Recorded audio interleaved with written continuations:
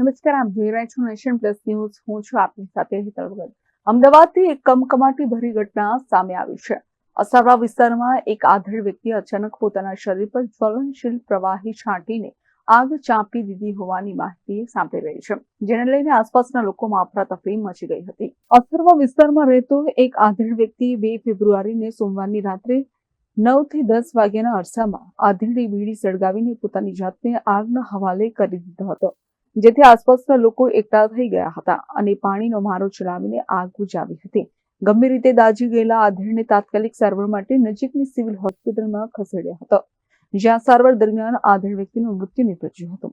લાંબા સમયથી કેન્સરની બીમારીથી પીડાતા હોવાથી આધેડે કંટાળીને આપઘાતનું પગલું ભર્યાનું પ્રાથમિક તારણ પોલીસ તપાસમાં સામે આવ્યું છે.